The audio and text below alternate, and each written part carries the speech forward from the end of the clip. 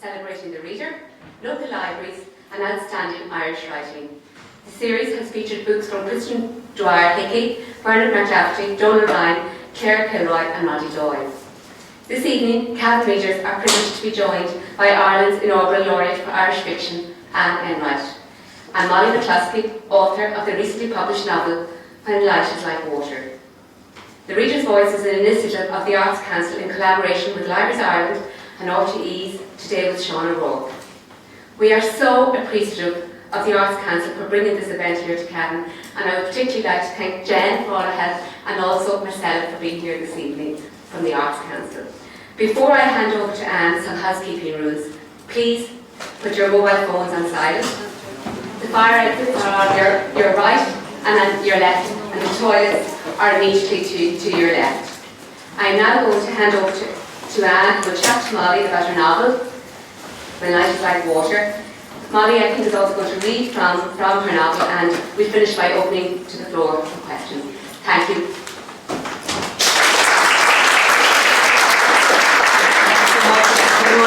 The hospitality of the Irish Library System in the last 6 books.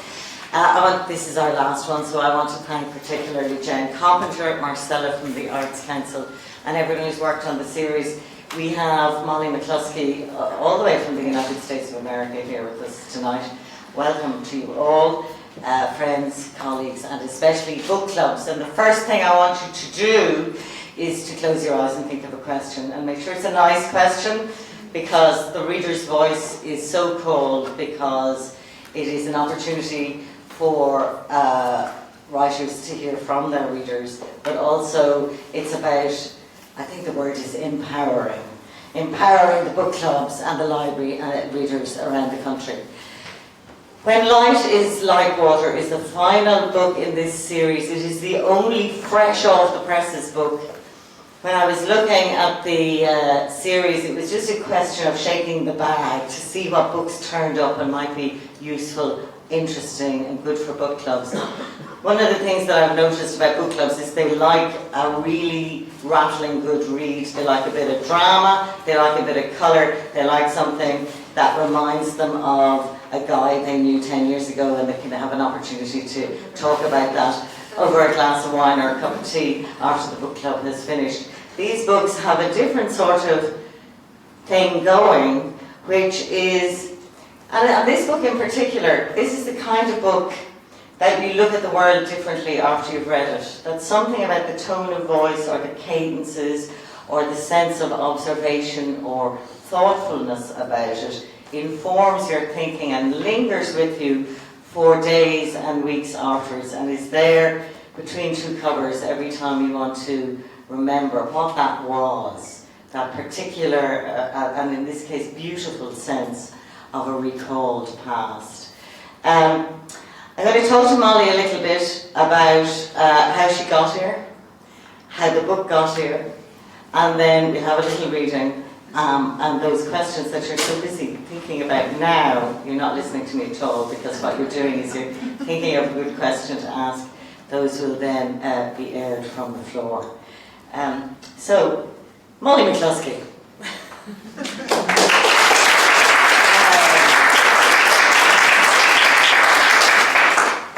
This is your 4th or 5th book? 4th. 5th. The last one was a non-fiction book, which I highly recommend to all of you. It's called Circles Around the Sun. And it seems to me that that was a non-fiction book. Was there something about writing a non-fiction book that facilitated this book? Absolutely. And that's sort of the question. We didn't talk about that before, but it had a lot to do with the genesis and the writing of this book. Is my microphone okay? Yeah. We did a lot of reading. But yeah, that was very much a nonfiction book, the memoir, and so I spent about 5 or 6 years writing nonfiction exclusively. When I was finished, and I knew I didn't want to write another memoir, I didn't want to write nonfiction, I wanted to write a novel. But what I really loved and had come to feel very comfortable in was that voice of the memoir and of nonfiction and of the essay. And so it took me about 2 years to figure out how to keep that voice while writing something that felt also like a novel. So it's a question of tone. Do you want to tell people a little bit about that previous book, Circles Around the Sun? Yeah. So Circles Around the Sun is a memoir that primarily concerns my brother's illness. He was diagnosed with schizophrenia in the early 70s and has been chronically ill ever since. So it's really about how mental illness played out within the family, within his life, at a particular kind of historical moment, the late 60s, early 70s in America, when the larger world was also sort of cracking apart for various reasons. And so and a lot of it was based on family letters that my mother gave to me that covered about 40 years of family life. So I had this incredible archive of detail that you aren't lucky enough to have as a writer. So you're looking at a span of time in that book as well as in this book, but also I think there was a sense, the brother was a guy, one of those guys who go off into being a teenager and never come out the other side of it really.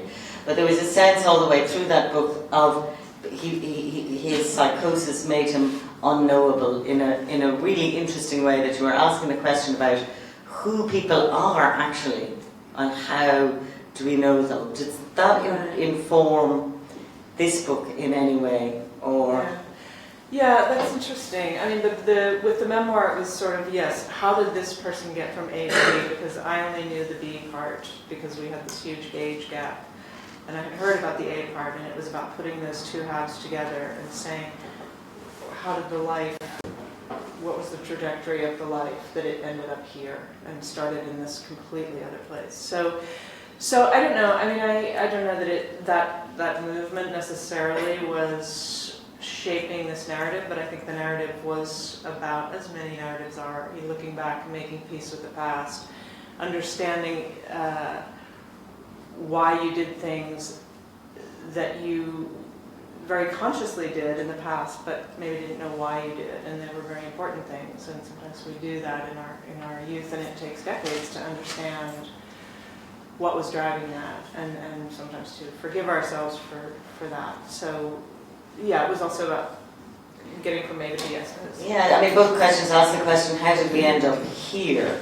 And the answer is, of course, we put one foot in front of the other. Yeah. And I think this is one of the great things about When Light is Like Water, that sense, not necessarily of A causing B, but definitely B coming out, and then that happens, and then that happens, and that sense of a very deliberate progress through a certain time in the narrator's life. Right. Does that make?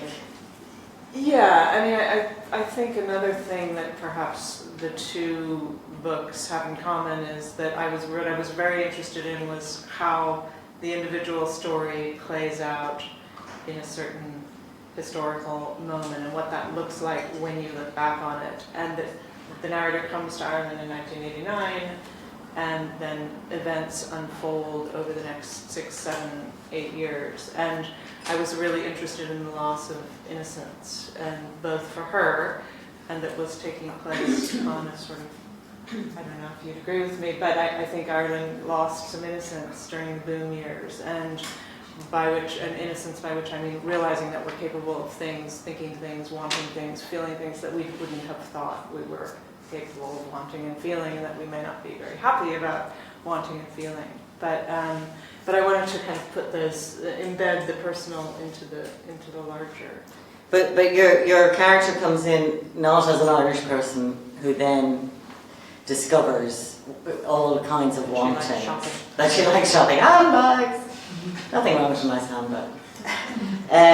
But she's an American, and you think she would be familiar with all of that idea of stuff, or all of that sense of success that the American dream engenders, and yet she's like really quite innocent, isn't she? I don't know. I mean, I think there is a sense of, I don't know if she's innocent. It depends on how we define innocence. Is it about things you've done, or is it about the way you look at the world? Or I think she's innocent in the sense that there is a kind of wonder about Europe, and there are several scenes in different countries in Europe where I tried to kind of capture that sense of the weight of history, and one of them takes place on a beach in Lanzarote. So these are not all scenes that are, where she's in the Parthenon, but. So I think innocent in that sense, that she's still capable, or that she's capable of being impressed and moved by things that are not America. Are we working Henry James here? Or is it Jacob Dunleavy? Or I don't know who, I wasn't really, in that sense, I wasn't really working off of any particular model of the innocent abroad. I read a lot to do with the voice, because I had such trouble with the voice. I sort of knew the story I wanted to tell, but I couldn't get the voice right. So I read a lot of first person to try to learn how to write in that voice, but I wasn't, the storyline wasn't drawing on Henry James or anything. tell me then about the process of trying to find that voice, which is a plaint all writers have. And somehow everything you write, other people say, oh, that looks perfectly right, what's your problem? Yeah. And it all sounds like, a little like the book that you finally write, but what, is the voice the same thing as the problem? Yeah. Well, I remember giving an early 30 pages or something to my editor, who we all, who you know well, Brendan Barrington, and he said to me, he sort of knew where I was trying to go, and he said, but fiction casts a spell of its own that is different from the spell that good nonfiction can cast. And that really stuck with me, because I knew that I wasn't there yet. I hadn't, and whether it casts a spell or not is, maybe you can decide. But what he meant was the voice has to kind of, work that sort of, create that world. And in a very different way than nonfiction, and I was still stuck in the nonfiction voice. I hadn't. So I think maybe the moment came when I was sitting in Sarah Searson's parents' house, and in Monkstown, where a lot of the book is set, and I sometimes when I don't know if you've ever had this experience, but when you're a bit stuck, you just start writing about what's around you and what you're seeing and what you're looking at. And I started writing about this house where I had found myself staying very arbitrarily but wonderfully, because it was a beautiful seafront house in Monkstown, Dublin. And the house was really, it was so amazing that I just started to write about the house and what it was like being in this house, and how this house was everything that this narrator of this book didn't have. And a sense of belonging she didn't have, and a sense of rootedness she didn't have. And that kind of, I think that was really the moment or the time when the voice really kind of took off and found its... So the spell that fiction casts, I was going to say, was it about the light? Is that where you found the magic? Was it about lifting the character, lifting her eyes, and there's loads of beautiful descriptions of skies, this amazing hot summer. Mm. Was it about the light? Or was it about this quality of recollection of something held in memory? Or it was just Monkstown? Monkstown is lovely. Yeah. Very nice. I mean, certainly looking out the window and describing what you're seeing, as she talks about watching the weather against television, and describing that, that was part of finding the voice, but I think it was as much the interior. I was thinking of the light a little bit. There's so many Irish writers who spend their lives trying to describe the sea. Did you grow up near the sea? No, but I had a lot of sea in my youth. Yeah. But I don't know why I connected then light and the sea and these lemony-coloured sunsets with the character of the mother, and the piece that you're going to read for us, or the relationship with the mother. So I'm going to ask Molly to read a little. I'm going to read for about 3 minutes. Yeah, very short. So anyway, we launched right into it without me saying thank you very much for having me to the Cavan Library. Thanks for Anne for putting on this amazing this series, and for using the Laureate position to do so much to promote and support the work of other writers. It's absolutely wonderful. So Can you use the microphone while I'm reading? There might be a bit of howl around. Howl around. It's a technical term. You want me to do this? Okay. Is this not working? Oh, I'm sorry. I see the alarm going down. So is this? That's now great. Is this double the? Okay. No, it's fine. Okay. So yeah, very brief reading.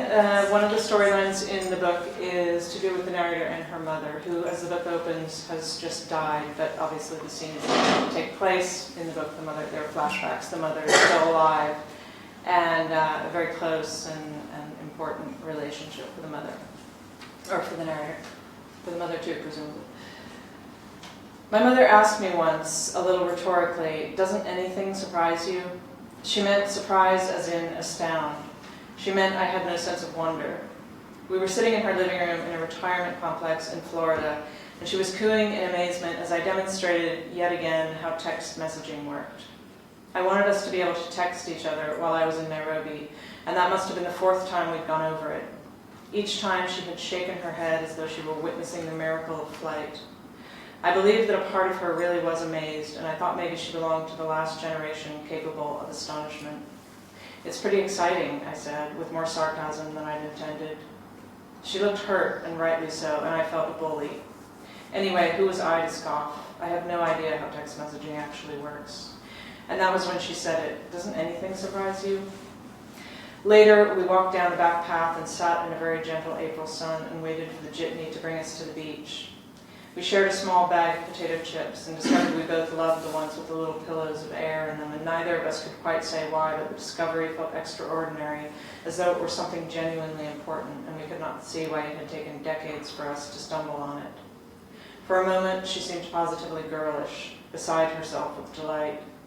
I looked at her shyly and had to turn my head away for an instant and gather myself. I think I knew by then. I knew somehow that it wouldn't be long.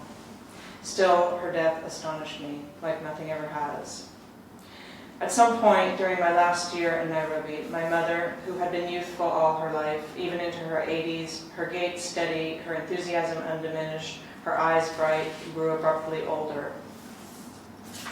I began to mourn her preemptively. The mere thought of her caused my heart to buckle. While she was still healthy, I made a decision that I would go and live near her, or perhaps even with her, during her last years on Earth. I would go, I thought, before autumn. And then, the next time I was visiting, she had a small stroke. Was it the first? I wasn't even sure. And I began to panic. After that, I traveled twice in 3 months to see her. When she died, my colleagues thought I would stay in Nairobi. They said, "Don't make any rash decisions and one foot in front of the other." But her death changed me. When I returned to Nairobi after her funeral, I felt my mother everywhere. I was awash in an indiscriminate tenderness I neither expected nor understood. Everything moved me. Everything from a bird call to the green of the grass to the children playing soccer on the pitch near my home overwhelmed me with its life. I swung between a lightness of being that bordered on vertigo and a sorrow that made the least movement difficult. In my grief, I felt awakened to the world, and a strange, acute euphoria sometimes stole over me. What I felt, in fact, was perpetually astonished.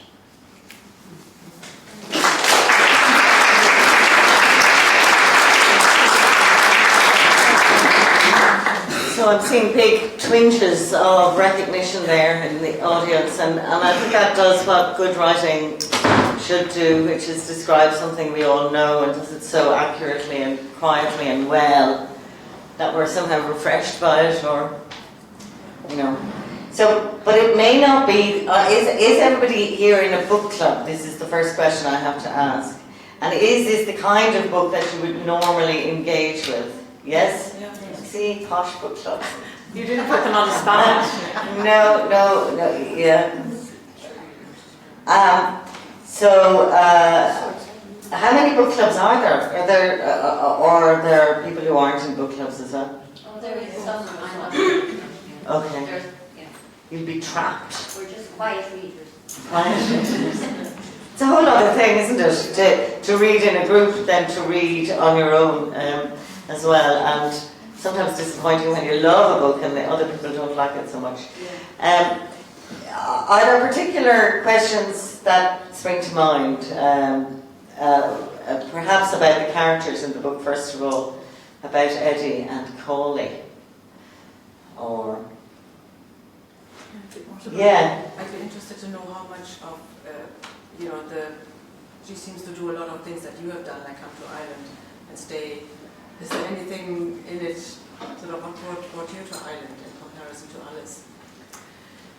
Yeah, I think that the broad outlines of the story are autobiographical. I mean, I would be disingenuous to say otherwise, but because I did come to Ireland at that time, and I am American.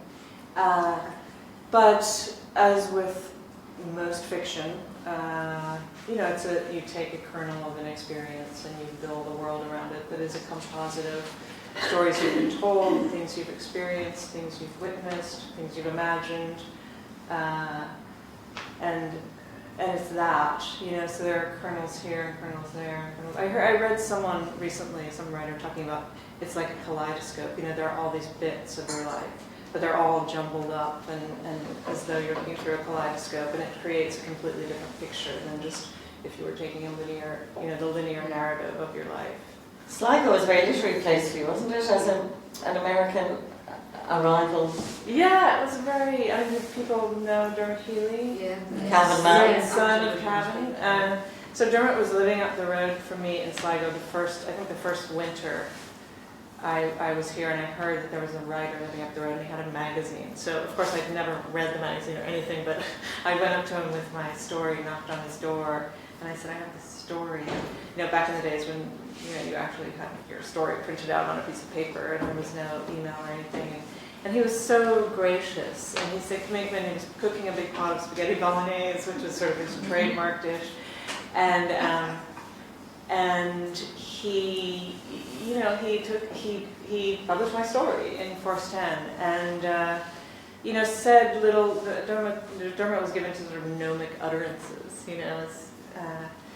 and he would say things over the next couple of years that kind of gave me permission to think that I could write something, and that's huge.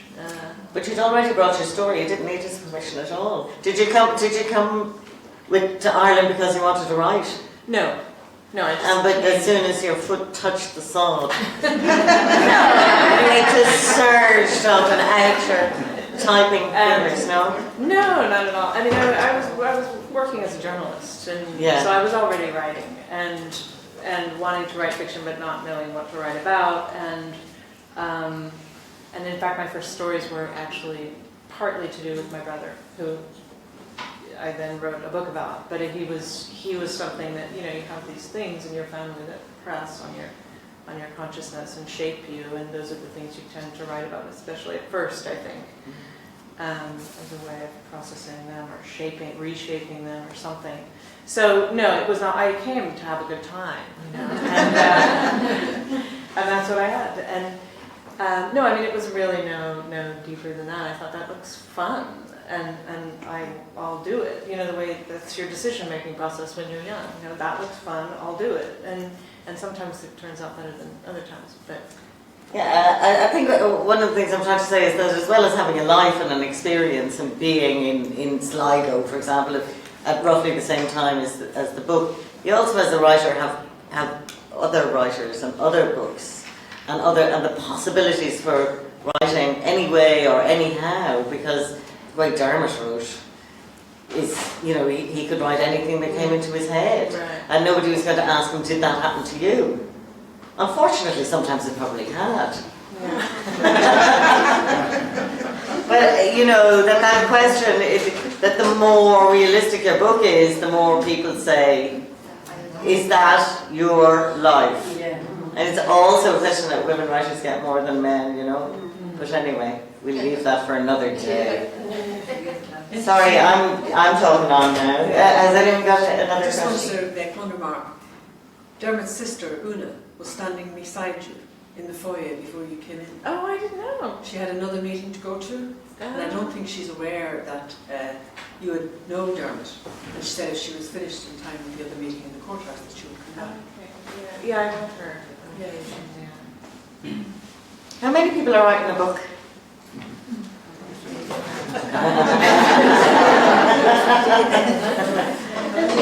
See, it's contagious. You come over from America. She didn't paint herself in any kind of colour. She was herself, you know. She didn't make herself out to be some sort of a saint. I mean, she left her husband.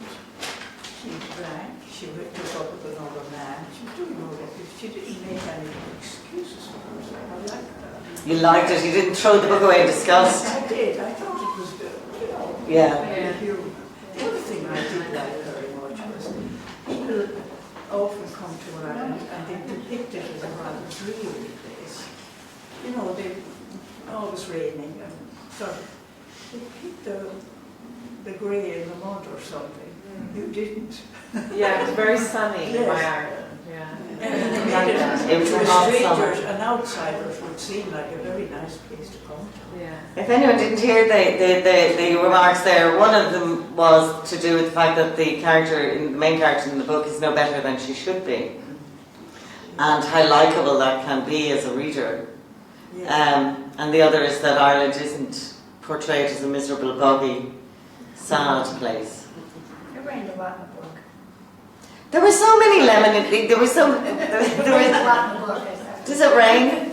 No, not as much as I would have thought it would. Well, it's actually set during 2 summers that were like this every day. So it's that part is sort of true to life, the weather.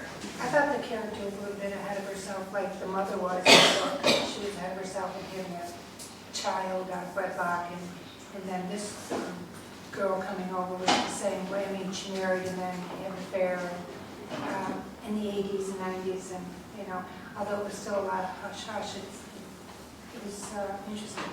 Yeah. Yeah.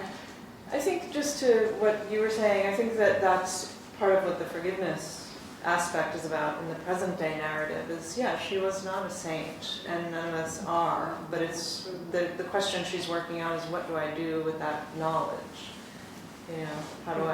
Identify with her. I could identify with Good. her. That's good. Yeah. There was kind of a sense that she was slightly out of sync, you know, with an Ireland where people stayed married no matter what. She was, yeah. You know, that the Ireland of the 80s, so is it the 80s, would you say? Late 80s. Late 80s. Yeah. Is the kind where a marriage could absorb, have a secret, absorb all kinds of stuff maybe, and continue on. Or be really, really, really boring and continue on as well. But she was an American, so she had more license than Irish women to have the affair.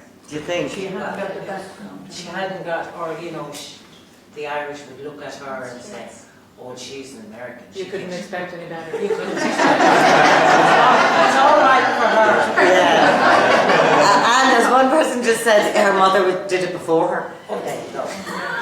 Well, she's out of sync in, I think, yeah, she is out of sync in that she comes over and she feels very sharp and clever, and then she spends a certain amount of time in the countryside, and in Dublin particularly, the boom was taking place, and then she ends up going to Dublin and feeling like she's become very, you know, slow and out of it compared to this fast.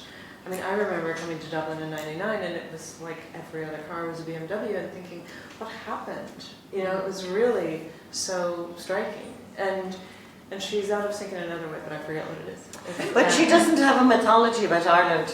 No. And then it's not ruined by the boom. She doesn't say, oh, the land of peasants that I came to enjoy Right. Yes. has that's been ruined by money. She doesn't have that kind of eye. Yeah, I mean, I think I lived here long enough that there's a great line about which I always connect with Harry Clifton, who was the poet, sort of the poet laureate of Ireland a couple of years ago, but about when infatuation becomes love, and infatuation is blind to the weaknesses of whatever it's infatuated with, whereas, you know, you can only come to love something when you see through and realize that it's the imperfections and the flaws. And so I think I lived here long enough to have passed through the infatuation phase and to really have come to love it, but that doesn't mean that you don't see that it can be, you know, dreary or whatever. So yeah, there was no, and I really didn't want to sentimentalize. I wanted to, I do think of it as something of a love letter to Ireland, but it's certainly not a sentimental love letter. It's hopefully a clear-sighted, clear-eyed. It's not a love letter to Eddie or Coley either, is it? Well, I think there's a lot of tenderness, certainly towards Eddie, anyway. It was neither of them were bad people. He certainly wasn't a bad person, and I don't think that's the point she's making. But she talks about having feeling a sort of tenderness towards them as those people they thought they were. Those people, I forget what the line is. The people we once thought we were, something like that. And feeling kind of compassion for that youthful sort of misguidedness. What did people think of those guys? I thought Eddie was great. Eddie was great. I thought he was a nice guy. It was nothing Steady Eddie. Yes. And I thought the scene where the funeralist, the mother's friend has died, and where Alice is really surprised how he handles this whole thing. I think that was very good, because I think in Ireland people are like that, with funerals, because you go to so many. Like in other countries you wouldn't. I mean, I'm from Germany. In Germany you would only go to a funeral if it was a relation. You wouldn't go. Like here they go, you would go every day of the week. There'd be somebody that you know. I think that was very well drawn. That she was really surprised how he didn't fall apart. But I think I could understand why that was. Yeah. Did anyone say what does she see in him? I think we all saw what she saw in him, one way or the other. I'm looking for dissenting voices, clearly that's the wrong thing to look for. I want you all to complain vigorously. No, don't do that. But Coley then is a kind of, he's not exactly Mr. He's not exactly George Clooney. I think that's part of the pleasure of it, that the choice isn't between one thing or another, between two complexities or something. I'm trying to make this audience talk about affairs, and look how successful that was. A pity that he, when the affair became known, he just dropped off the scene more or less. Shut down. Didn't even really say goodbye to her, and they had been so close, and she had put herself out so much for him. She was losing out more than he was, and then he just vamoosed. It's really sad, isn't it? So did you think that she wanted him to, did you think she saw the end point of all this as the two of them getting together, or do you think? Continued on. I thought it would have continued on for a time, maybe not forever, but they seemed to have a closeness, and they, she did put herself out, even to the fact that, he didn't really want her to attend an event with him. She wondered, was it because he didn't want to be seen with her, So maybe he was looking at her as, have a bit of fun, but not, don't be seen in public with you, and don't have any continuity about it. Yeah. But I didn't think much of the character really just dropped off the scene. Yeah. Coley, as well. But Eddie sort of dropped off the scene too, didn't he? In a way, I mean, he never said goodbye. But he had more reason. He was the one that was hard done by, and he had more justification. There was also that line where he says you were seen. Yeah. And that in a small town or medium-sized town like Sligo must have been a devastation. I thought he was a very strong character. Yeah. To be able to live and not say anything, having found out, and he would have let her stay living with him. I thought the other fellow was a rat, because, she was expecting, and she would have left him for the other, for Coley. But Coley never phoned, never ran. I mean, that was just, I think Eddie and Coley were opposite ends of the, you had this man who had, he was very popular, he could keep, I'd say, secrets. He was you just felt he was, and he was going to stand by her, like it was she that left him in the end, and she was going to leave him for Coley as well. rattle, you know. So I would have thought it was somebody that people could look up to. And he was very popular as well in town. Yeah, he was. Yeah. That was his mother, her mother was. Do you think you're fair to both characters? I guess I really see the story as a story about Alice, and that, I don't think the affair was really about Polly. I think it was about her trying to figure out who she was, and She was doing. bored. Yeah, but why was she bored?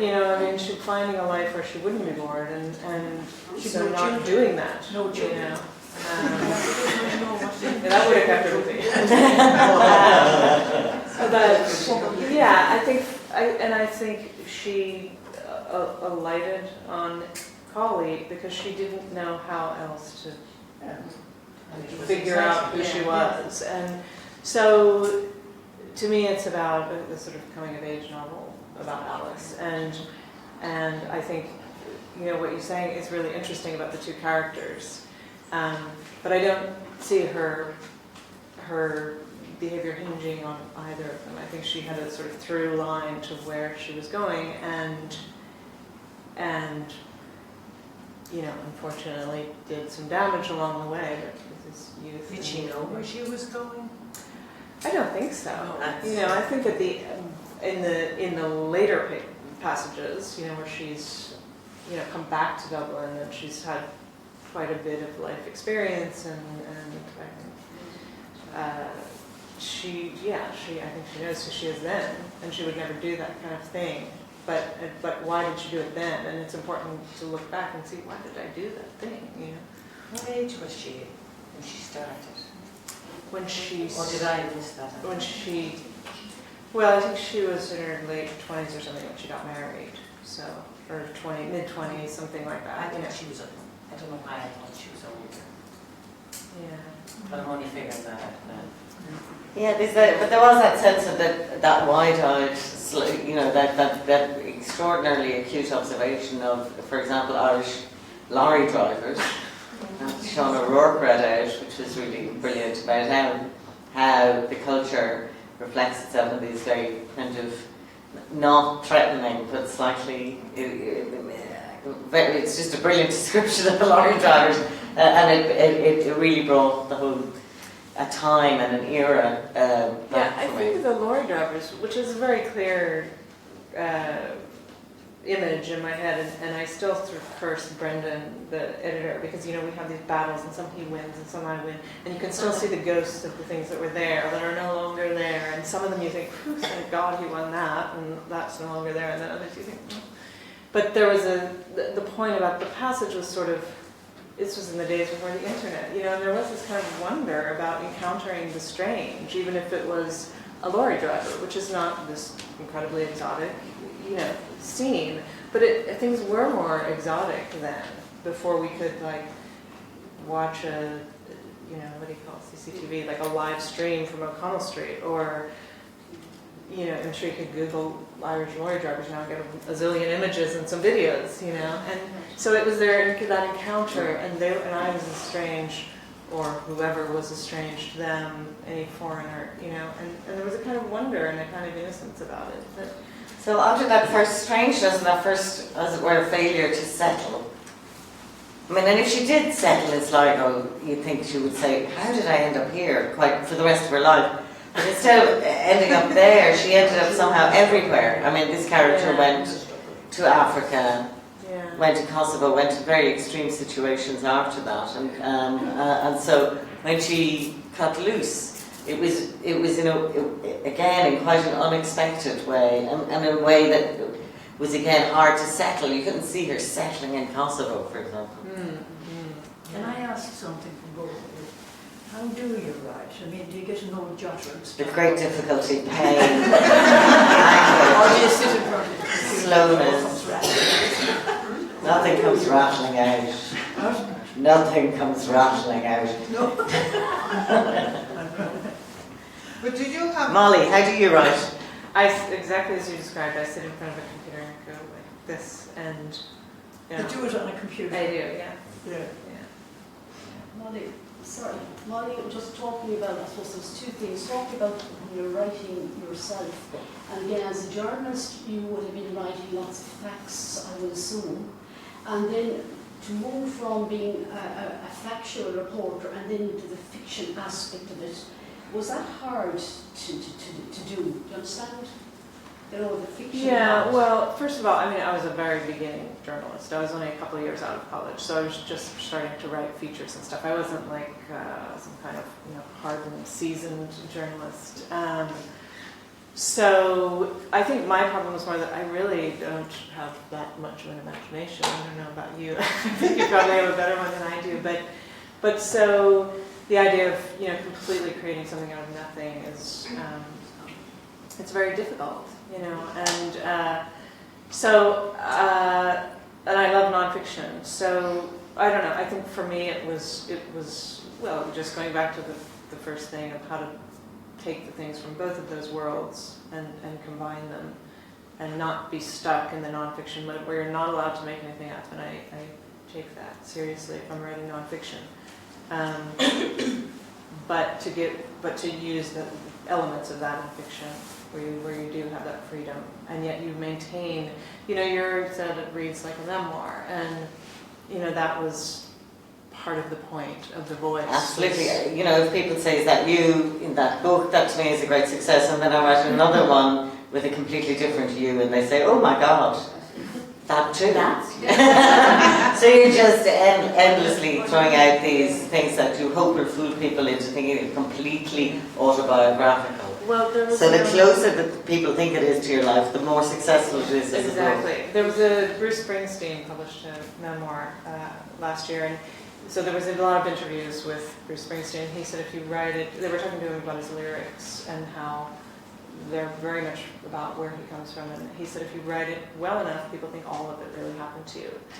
And I thought, that's really true, because it also made me realize that I had assumed that everything in all of Bruce Springsteen's songs had really happened to him. Because it does have that ring of authenticity and the sense of autobiography and all of that. So I think you're right, what you just said. People, including you, find fiction somehow mysterious. So when you said at the beginning it's about casting a spell, that Brendan Barrington, the editor, said the fiction also casts a spell.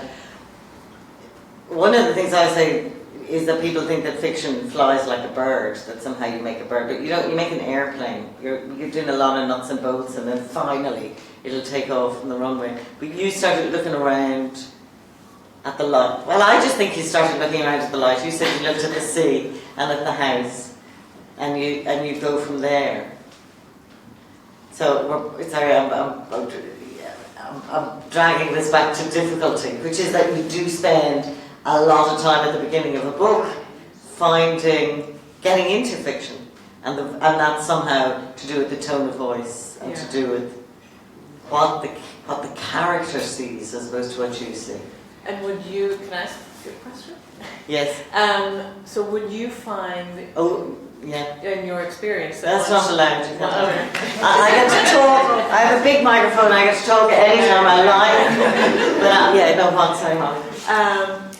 No, I'm curious. From what you just said, would you find that once you find the voice, the rest of the project is more, I don't want to say mechanical, but maybe technical, and figuring out what needs to be said where and all that.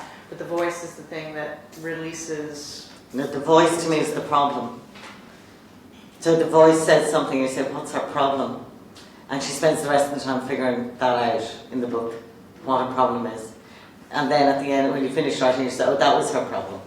That was the question. What is the question that in the voice? So, the question in that voice might have been, if I say anything like that, it'll seem too concrete and clumsy, but what did I do? That's a question. Yeah. What did I do? Yeah. And then you look, and she looks at what happened and her agency, and so it's a kind of moral issue there as well. Anyway. Sorry. Yes? You were talking about the two main relationships in the book, which for Alice were both failures. you didn't mention, or maybe the readers are meant to conjecture what's going to happen with Harry, this other gentleman that she's seeing in the current life in Dublin. Now, did you see, do you see Harry as being happy ever after, or does Alice end up joining a book club, or giving money to a cat's home, or something like that, something spurious like that? Or do you have a plan for Alice going forward? I don't, and I think it was deliberately left very open in that Harry's role is really not a romantic role.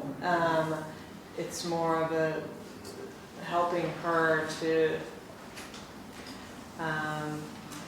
sort of come to terms with what she did, basically by being a non-judgmental presence in the book, and a non-engaged presence in many ways. So I don't know what will happen. But there is a sort of almost romantic progress in it, because at some point it's like, and it was like they go out for dinner for the first time or something. Yeah. And she actually remarks on that, like it's like a first date, something along that. Yeah, it's true. I mean, there are hints of that. You're right.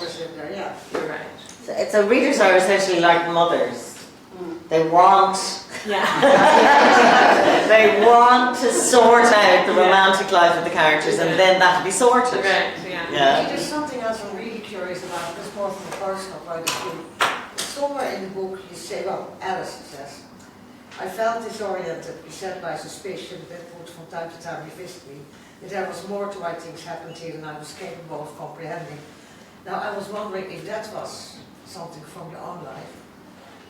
And if yes, what to answer that first. If no, then the second question falls away. Right. So I know the way out of this one. I just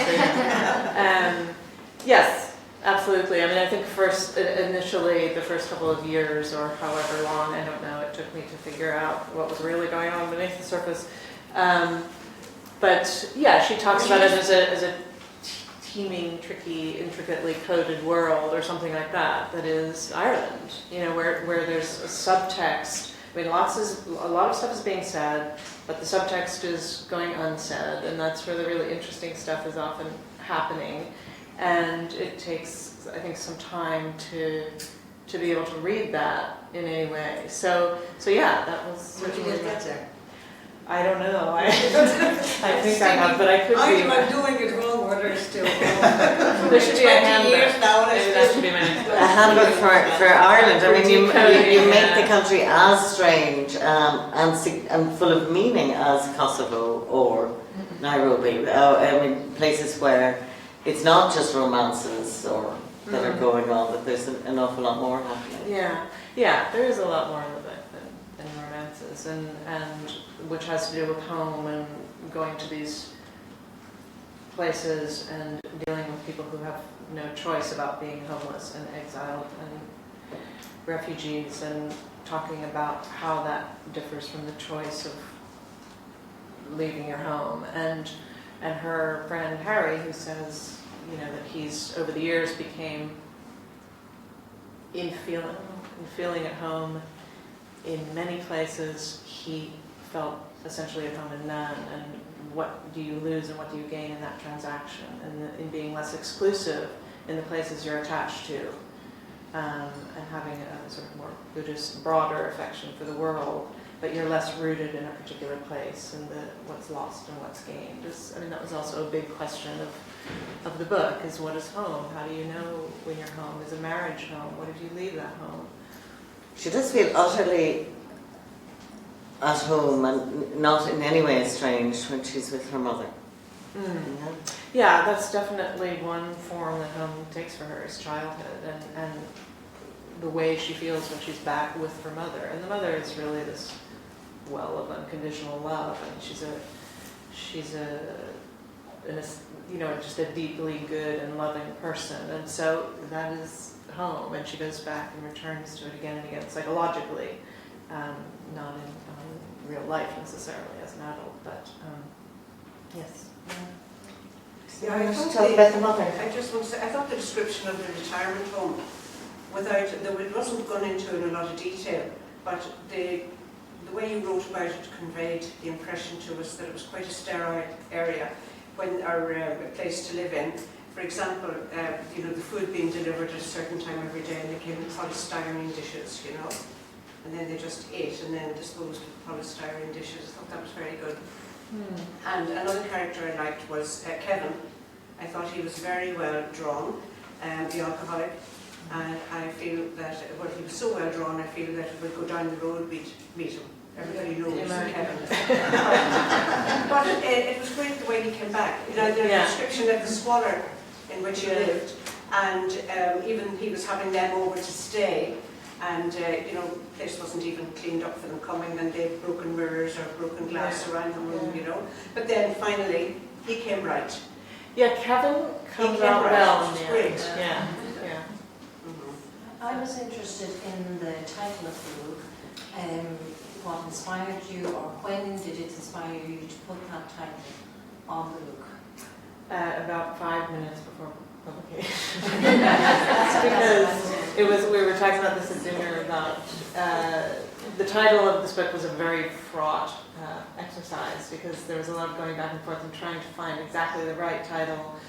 And anyway, this was a title that I came up with very late in the process, after going round and round with many titles with the publisher. And you know, it's titles are very difficult, because you don't want them to be too concrete, in that they narrow somebody's idea of what the book is that they're looking at, and yet you don't want it to be so vague that nothing is conveyed. And then the salespeople have very, you know, strong ideas about what they think it should be titled and what it should look like, and they're connecting, you know, they're thinking on a completely other level than you're thinking. And so it was, you know, I don't know whether this is too abstract a title or too... Did you get the final say? I did. This is my title. That's right. For better or for worse, I have responsibility for that. Wait until they put it into German. Yes. I was just want to go back to Alice when she's married and she's in Sligo, and she's American coming into Ireland, and the culture there, and even when they were saying, "Oh, you're made up now," when she was married, and then when she went and she had a couple of pints in the middle of the day, again I felt that the husband was image conscious, and that he sounded as if he was a good catch in the area, but and again that people knew a lot about other people's business. And I suppose it reflected back a bit too for me, was that on reading Brooklyn, and when the lassie came back from America, that again, that the mother wanted her to marry the good catch here in Ireland, and suddenly she couldn't cope with all this strange knowing about everybody. But you can, which I thought came across to me with Alice as well, when she had got married and settled down in Sligo. Does that the culture you're made up now, you know, good cash. The difference between private and public behaviour in Ireland is really very hard to decode, but you can see her wandering all over all the rules, like, amazingly well. And did you find that the world that was depicted there feels very alien and different in the past than what Irish life feels to you now? This is I could identify with some of them more in the past, but I think again, we said 15 years, I'm just putting 15 years ago and now, there is more, we'd say foreigners, strangers, mixing in with the culture, and it definitely is changing. The bigger the towns, the bigger the cities. I still feel myself that it's a bit in the smaller areas, but definitely has changed from, I'm just saying, 15 years ago, from my experience. It's really accurate, isn't it? I mean, you do see your own place in that. There's a slight frisson there, where you know that a woman shouldn't be drinking in the middle of the day. Like, what? Like, and that the character is kind of blithe and doesn't realise that there are these hidden, unseen, but completely rigid rules about behaviour. I remember sitting in a pub in Sligo, and there was a snug, and I was very innocently having a pint. And this man was a solicitor, and someone I knew, upstairs, and speaking to the person next to him and saying, well, there's only one reason a woman would be in a pub and having a drink, i.e. she's trying to pick up a man. And really? Is that what I'm doing? But that was, it was only when I heard that I realized that I was doing something that was scandalous. Because it was not something that you would ever feel scandalized by in America. You had an hour to kill, you had a newspaper, so you went in and you had a drink while you waited to get your lift home or whatever, But it was read as that and pronounced upon. It was surely meant for me to hear that. So. And even Quite right. Even that expression, you're made up now, it's kind of insulting, really, isn't it? Yeah. Or you sorted. Yeah. You married into a good, into money or whatever, In that way, it's quite a radical book. I mean, it is somehow about how we are now lands into how we were then. So, and that disturbance is there, that we can see it in the text. I'm supposed to wrap up around this time now. So if there's something that you're going to leave and say, oh, I should have asked for that, can you ask it now? Sorry, could I just ask a question about point of view? Mm-hmm. Do you find it easier to write in the first person point of view, to present a character, than to do it in third person? Yeah, I find it, I don't know if I'd say easier, but I think I'm better. I do better. Closer. Yeah, it feels stronger. It feels like a stronger voice to me. And I have often written in the third person, and it somehow seems to change the writing. I don't know if you find this, but something happens where it becomes a little more flippant, and in a way that I don't really like.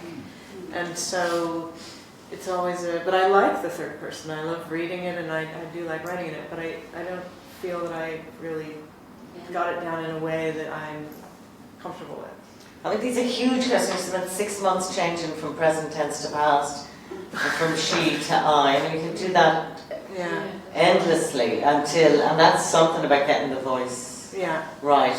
It's where does the writer narrator stand with relationship to the character, as well as to the reader. You've been an incredibly engaged audience, and it's been wonderful to talk to you, and I'm sure you're as glad as I am that Molly has written this book. When you get a book this fresh, and it takes a while to realise, Joe Duffy, we went into the Radio Centre, Joe Duffy stood at the top of the stairs in the Radio Centre. He wasn't he'd been listening to Sean O'Rourke, he had his hardback copy in his hand, and he ambushed Molly on the way out because he wanted her signature on the book. And I don't think Molly or any of us realised quite how long-lasting and good this book would be, or what it is. It takes a while before we see how good a book actually is or was at the time that we read it first. And we are completely honoured to have had her company for the evening, and thank you very much indeed. Thanks so much.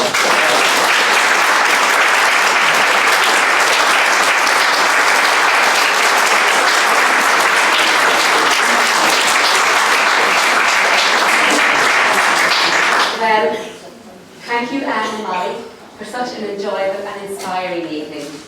For library staff, books and reading are at the heart of what we do, and we were absolutely thrilled to be selected to host this event.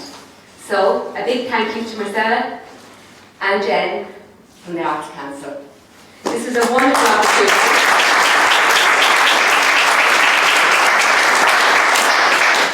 This is a wonderful opportunity for us to bring our book clubs together and readers from all over the county. So thank you all for coming. We're delighted to have Carlo Gerbera in the audience here with us this evening, so thank you also for coming. I want to thank our library staff who worked so hard to make this event a success, and they succeeded. They brought their book clubs with them in great numbers, so thank you. Thanks everybody.